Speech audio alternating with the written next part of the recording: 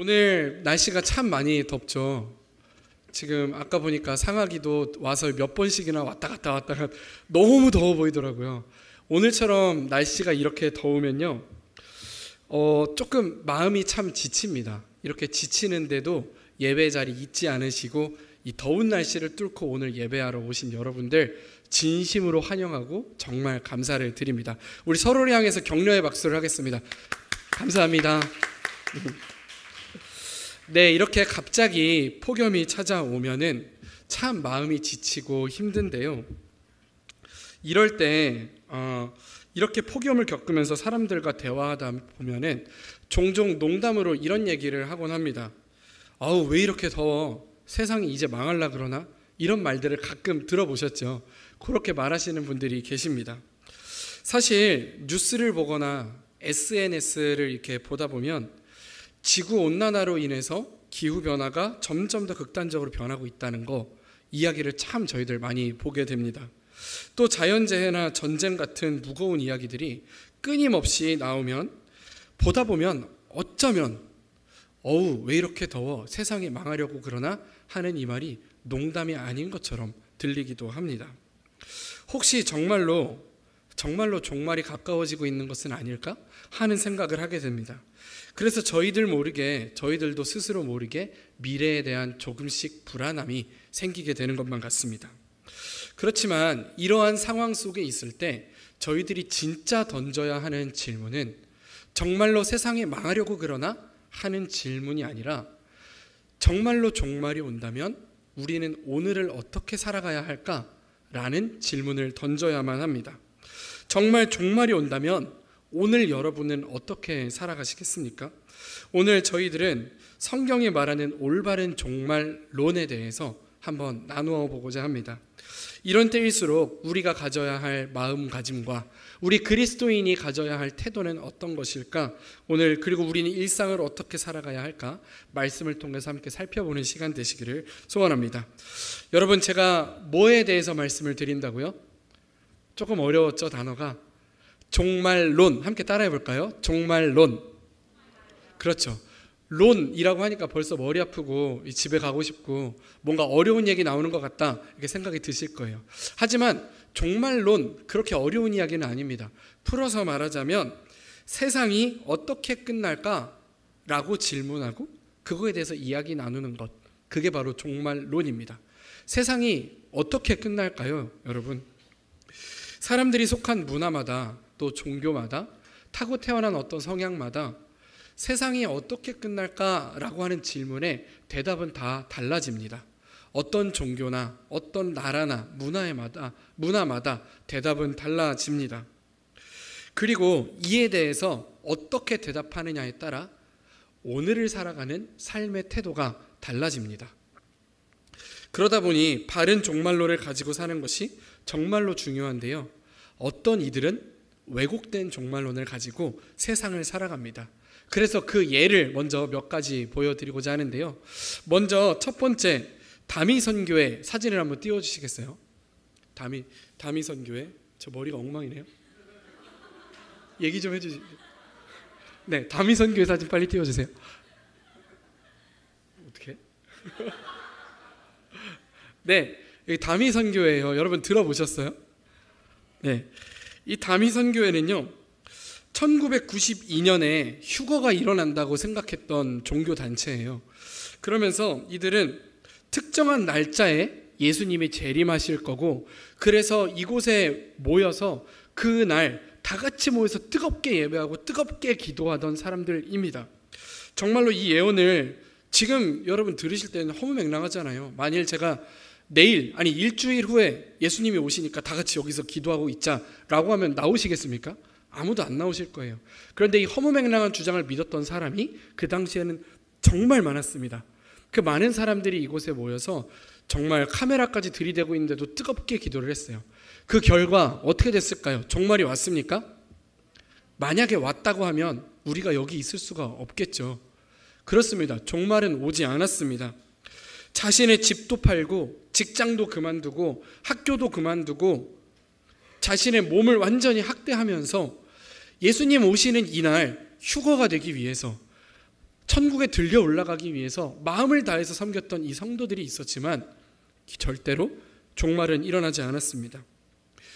결국 이 사건은 왜곡된 종말론을 근거로 한 사기극으로 밝혀지면서 당시 사회에 큰 충격을 줬고 많은 사람들에게 물질적인 또 정신적인 피해를 주었습니다. 여러분, 이들이 어떻게 이렇게 극단적인 행동을 하는데 이렇게 많은 사람을 모을 수 있었을까요? 이렇게 많은 사람을 이런 허무맹랑한 곳에 모을 수 있었던 그 이단의 비결은요, 바로 왜곡된 종말론입니다. 왜곡된 종말론을 가지고 이야기했기 때문에 이들이 이렇게 모일 수 있었던 것입니다. 두 번째 사례를 또 보여드릴게요. 두 번째 사진으로 넘겨주시겠습니까? 네, 어느 종교일까요? 네, 종교라고 할 수도 없죠. 신천지입니다. 신천지는요, 이런 생각을 가지고 있어요. 언제 세상이 끝날까라는 질문에 이들은 이렇게 생각합니다. 14만 4천 명의 성도가 모이면 그때 예수님이 다시 오시고 그때 세상은 끝난다, 이렇게 생각을 합니다. 그런데 웃긴 거는요, 14만 4천이 넘은 지 이미 오래됐습니다.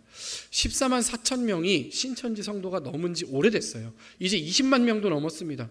그러니 근데 종말이 안 왔잖아요. 그러니까 이들이 뭐라고 얘기하냐면, 사실은 원래는 시험 봐서 그 시험에 통과한 사람, 몇 점 이상 된 사람들만 14만 4천 명으로 인정해 줬는데, 이제는 시험 범위가 아니라 정말 마음의 또 다른 기준까지 정말로 충족해야만 한다. 그러니까 이 말은 뭐예요? 내가 14만 4천 명에 드는지 아닌지 아무도 모릅니다. 이 기준은 계속해서 바뀌는 거예요. 그러니까 이들은 예수님 오시면 14만 4천 명이 되면 예수님이 오시는데 14만 4천 명이 언제 오는지는 아무에게도 알려주지 않습니다. 그냥 사람들에게 공포감만 조성하는 거예요. 그냥 네가 거기에 들지 안 들지 너 모르잖아, 그러니까 열심히 해 라고 말합니다. 그래서 이 사람들은요, 역시 직장을 그만두고 학교도 그만두고 하던 일 다 때려치고 젊은 우리와 같은 청년들이 인생을 다 갖다 신천지 교회에 바치면서 살아가는 것입니다. 여러분이 지금 이런 허무맹랑한 일을 하라고 한다면, 만약에 여러분 직장과 학교를 다 그만두고 이 보강중앙교회 헌신하라고 하시면 하겠습니까?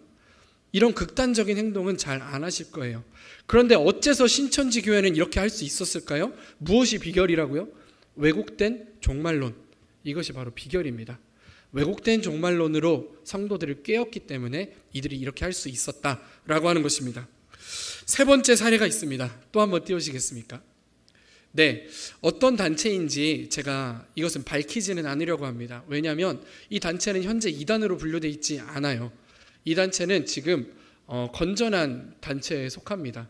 이들은 전 세계 선교에 엄청나게 영향을 많이 끼치고 있는 단체인데요. 이 단체가 옛날에 주장하던 백투 예루살렘이라고 하는 어떤 운동이 있었습니다. 백투 예루살렘, 이건 무슨 말이냐면 성경에 보면 복음이 전 지구를 한 바퀴 돌아서 다시 예루살렘으로 들어갈 때에 그때 이제 예수님께서 다시 오신다라는 것을 추론해 볼 만한 그런 글귀가 있어요. 이 단체는 그 말씀을 극단적으로 해석해서 어떻게 생각을 하느냐면, 전 세계에 전 지구에 복음이 다 전해지면 그때 예수님 다시 오신다. 그러니까 아직 복음이 전해지지 않은 미전도 종족의 숫자를 세고 복음이 전해지는 속도를 계산해서 그러면 몇 년 후에는 재림이다, 이걸 계산해서 이야기하는 겁니다. 이상하죠? 벌써 틀린 거 아시겠죠? 딱 봐도. 그런데 이런 것을 가지고 사람들에게 어떻게 이야기하냐면, 그러므로 예수님이 빨리 다시 오시기 위해서는 우리가 지금 선교사로 나서야 한다, 이렇게 말합니다. 어때요? 벌써 마음이 끓지 않습니까? 예수님 다시 오시기 위해서 우리가 모두 다 선교사로 헌신해야 합니다. 이렇게 말하니까 너도 나도 열심을 내서 이 단체에 들어가서 선교사가 되는 겁니다. 여러분, 이것도 역시 잘못된 성경 해석과 신학적 오류를 포함하고 있는 잘못된 왜곡된 종말론입니다. 제가 지금 말씀드린 이 세 단체에 다 공통점이 있었죠. 그 공통점이 무엇입니까? 왜곡된 종말론을 믿었다라고 하는 것입니다. 특히 이들은 임박한 종말이라는 말을 합니다. 조금 말이 어려우신가요? 임박한 종말이란 이제 곧 세상이 망한다. 쉽게 말하면 이제 곧 세상이 망한다라는 말입니다. 이것을 가지고 성도들한테 계속 말하니까 성도들이 열심을 낼 수밖에 없지요. 이 종말론은요, 일단은 자극적이어서 사람들을 모으기가 참 쉽습니다. 평상시에 그리고 잘 하지 않는 행동들도 할 수 있게 만들어줍니다. 생각해 볼까요? 당장 내일이 종말이라고 하면 여러분 오늘 여기서 말씀 들으시고 소그룹도 하시고 그러겠습니까? 내일이 종말이라고 하면 아마 많은 분들이 하지 못했던 일을 하러 지금 당장 떠나가실 겁니다. 이렇게 그동안 하지 않았던 극단적인 행동을 할 수 있게 만들어주는 것이 바로 이 임박한 종말, 왜곡된 종말론이라고 하는 것입니다. 문제는요, 이들 모두가 다 교회라고 하는 이름을 쓴다라고 하는 것입니다. 모르는 사람들이 보면 저 교회는 엄청나게 열심히 있는 교회입니다. 사람들이 다 같이 열심을 내서 신앙생활을 하고 말씀을 읽는데 혈안이 되어 있고 말씀을 살아내는데 혈안이 되어 있는 열심히 있는 교회처럼 보입니다. 그러다 보니까 뜨겁고 신앙에 진심인 교회처럼 보이니까 우리처럼 기존 교회에 다니던 성도들도 그곳에 가서 신앙생활을 새로 시작하기도 합니다. 그런 일들이 덜어 있습니다. 여러분, 제가 길게 이야기했지만 그래서요, 저희들은 올바른 종말에 대해서 아는 것이 너무나 중요합니다. 단지 이단에 빠지지 않기 위해서 필요하다는 말을 하는 것이 아닙니다. 올바른 종말론을 아는 사람들은요, 단지 이단에 빠지지 않기 위함이 아니라 올바른 종말은 우리에게 오늘을 더 성실하게 살아가게 하고 하나님이 우리를 향한 그 크신 사랑과 뜻을 더 깨닫게 하고 우리가 믿는 신앙을 더욱더 두텁게 만들어주는 그러한 효과가 있습니다. 그러면 이제부터 오늘 함께 읽으셨던 우리 본문의 말씀을 통해서 올바른 종말은 무엇인지, 성경이 정말 말하고 있는 종말론은 무엇인지 함께 알아보는 시간을 가지도록 하겠습니다.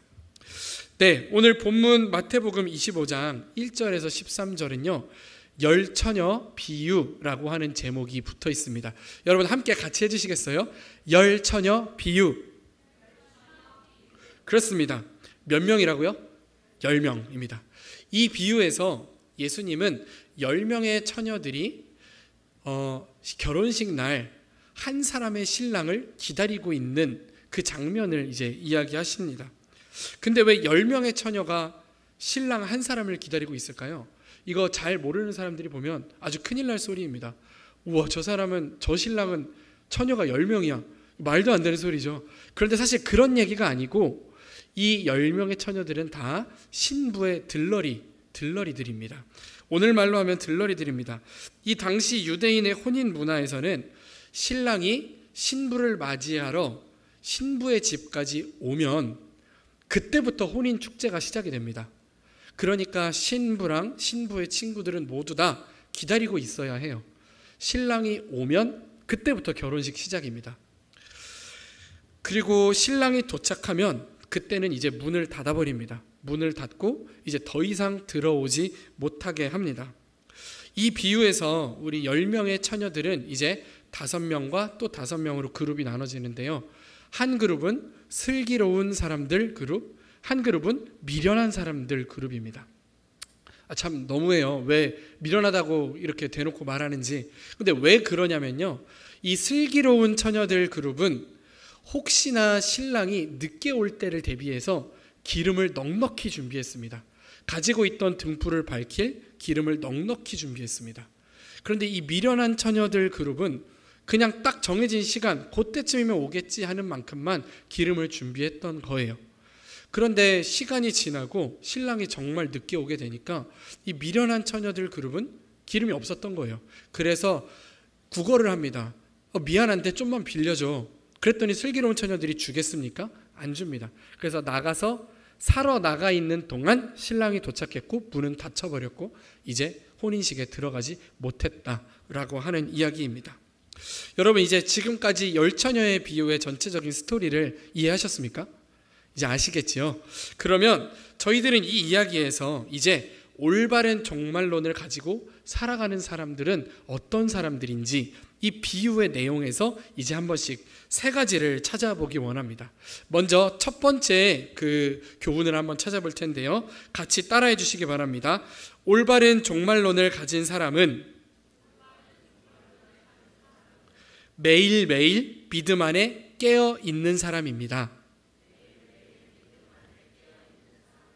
그렇습니다.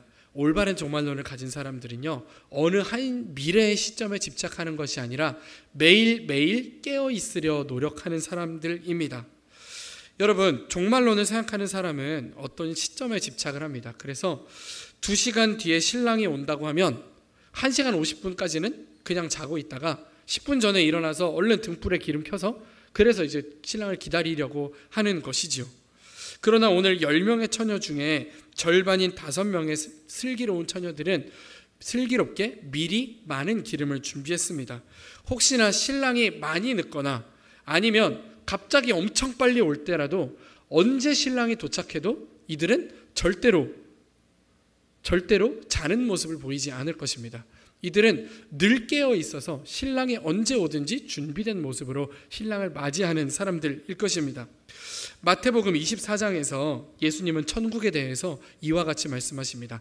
마태복음 24장 44절 저희들 함께 같이 읽어볼까요? 시작! 이러므로 너희도 준비하고 있으라. 생각하지 않은 때에 인자가 오리라. 오늘 예수님이 뭐라고 말하십니까? 그러므로 너희도 준비하고 있으라. 오늘 이 자리에서 예배하고 있는 우리들도 다른 언젠가를 생각하지 말고 오늘, 지금 오늘부터 준비하고 있으라 라고 하는 것입니다. 사랑하는 여러분, 정말 바른 종말론을 가지고 있는 사람들이라면 예수님이 어느 때 오든지 언제 오시든지 준비되어 있는 사람들이어야만 합니다. 우리의 일상에서 예를 들어 우리가 여행을 할 때를 생각해 보시기 바랍니다. 여행에 필요한 모든 것을 미리 준비 안 하면 그 다음날 갑자기 여행을 떠나게 될 때는 허둥지둥 모든 것을 놓치고 떠나게 될 것입니다. 하지만 미리 다 짐을 싸놓고 준비하면 여유롭게 떠날 수 있듯이 마찬가지로 우리 신앙생활에서도 예수님이 언제 오시든지 우리가 준비되어 있다면 여유롭게 예수님을 따라갈 수 있습니다. 매일매일이 예수님 오시기 직전인 것처럼, 매일매일이 예수님 오시는 날인 것처럼 늘 깨어서 준비된 신앙인이 여러분과 제가 되기를 간절히 소원합니다. 둘째, 오늘 말씀에서 찾을 수 있는 교훈을 찾아보겠습니다. 함께 따라해 주세요. 삶의 자리에서 맡은 일을 성실히 감당합니다. 그렇습니다. 여러분, 만약에 2시간 뒤에 지금 1시 50분이니까요. 2시 50분, 3시 50분에 지구의 종말이 온다고 하면 여러분 어떻게 하시겠습니까? 지금 이 자리에 남아서 말씀 듣고 소그룹도 하시겠어요? 아니면 당장 뛰어나가시겠습니까? 아마 많은 사람들은 그동안 미뤄놨던 어떤 일을 하기 위해서 뛰어나갈 거예요. 아마 대부분이 생애의 마지막 2시간을 누리기 위해서 지금까지 평상시라면 하지 않았을 어떤 극단적인 행동들을 하러 가실 것입니다.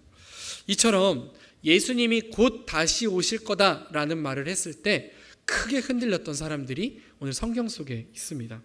바로 데살로니가 교인들인데요.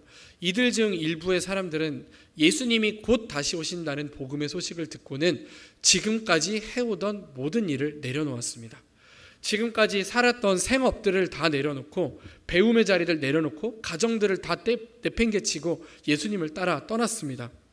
신앙을 따라 떠났습니다. 교회에 모였습니다. 마치 다미 선교회 사람들이 그랬던 것처럼 교회에 모여서 예배하는 데만 집중했습니다. 그 결과 이들이 사회적으로 역할을 감당하지 않자 큰 혼란과 사회적 문제들을 야기했습니다. 이에 대해서 바울은 데살로니가 후서 3장 6절에서 7절에 보면 이렇게 경고합니다.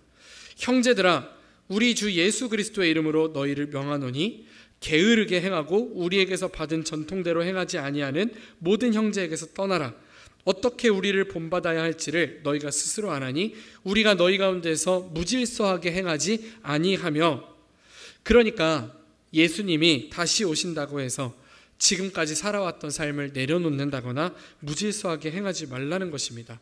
이어서 바울은 3장 10절에서 이렇게 얘기합니다. 저희들이 누구나 잘 알고 있는 성경 말씀인데요. 우리 3장 10절의 말씀을 띄워주세요. 저희 함께 읽겠습니다. 시작. 우리가 너희와 함께 있을 때에도 너희에게 명하기를 누구든지 일하기 싫어하거든 먹지도 말게 하라 하였더니. 아멘. 여러분, 이건 단지 그냥 게으름에 대해 경고하는 이야기가 아니에요.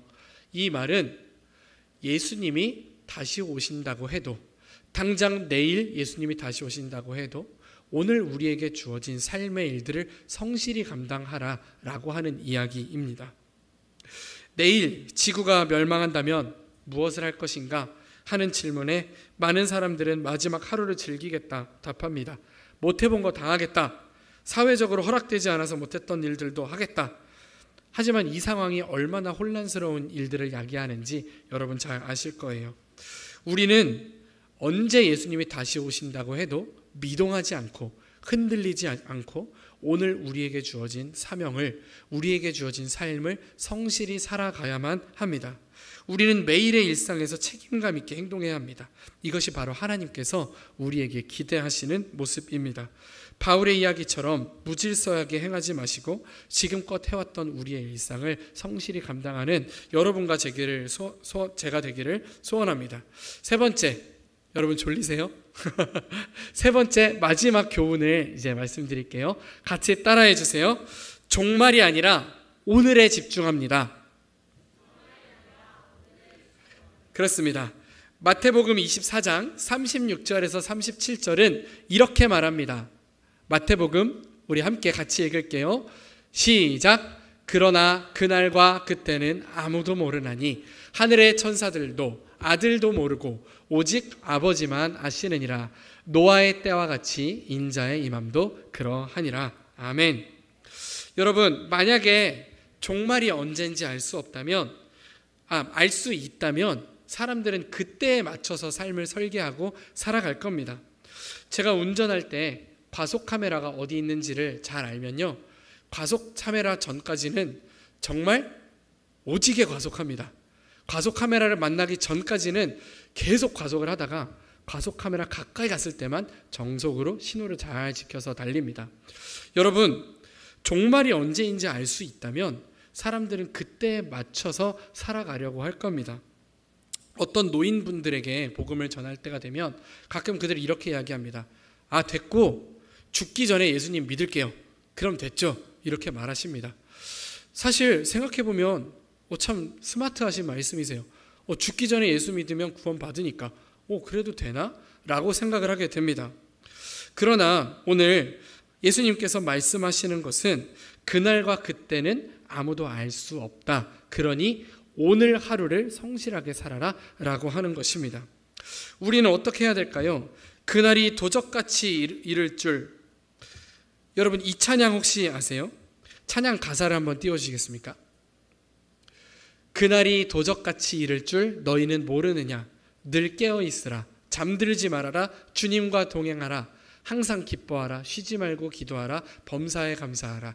이는 예수 안에서 너희에게 향하신 하나님 뜻이니라. 이 찬양은요, 데살로니가 후서에 있는 내용을 다 한마디로 줄여서 찬양의 가사로 쓴 거예요. 이 데살로니가 후서는 종말론에 대한 이야기를 하고 있습니다. 여기서 이야기하고 있듯이 늘 깨어 있으라. 잠들지 말아라. 주님과 동행하라 라고 하는 것이 오늘 하나님께서 우리에게 하시는 말씀입니다.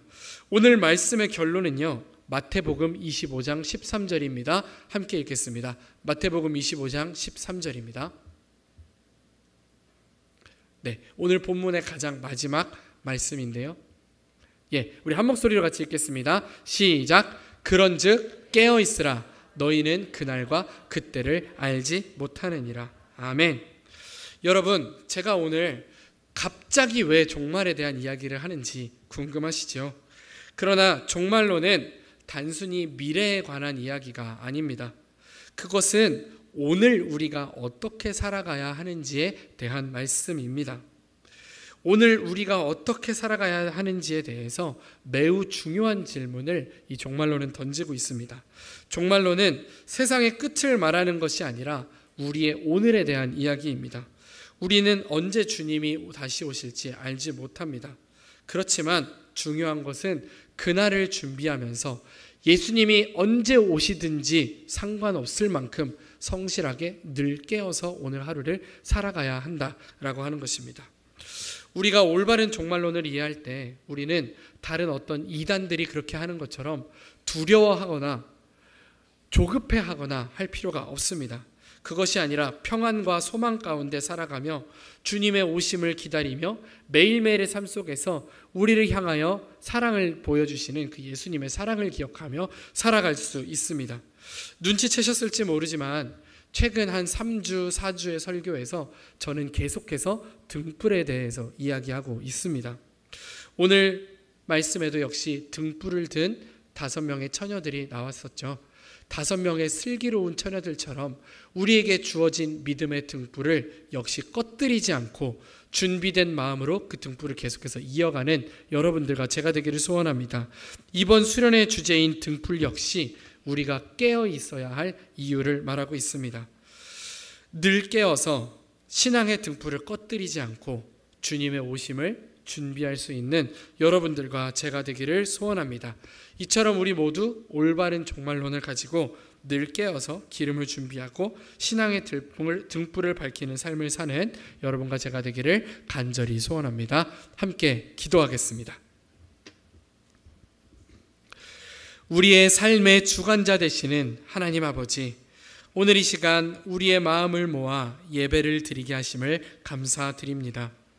당신의 말씀을 통해 우리에게 진정한 종말론과 깨어있는 신앙의 중요성을 알게 하시니 감사드립니다. 이 예배를 통하여 당신께 영광을 올려드리며 우리의 삶을 다시 한번 돌아볼 수 있게 해주심에 감사를 드립니다. 오늘 설교를 통해 우리는 종말에 대해 두려워하기보다 그리스도의 재림을 준비하며 늘 깨어 있어야 함을 배웠습니다. 우리가 주어진 자리에서 맡은 일을 성실히 감당하고 종말의 시기를 걱정하기보다 오늘 하루에 집중하며 살아가기를 결단합니다. 이를 위해서 우리에게 필요한 지혜와 용기를 주시고 날마다 깨어 있도록 성령님께서 함께 해주시기를 간구합니다.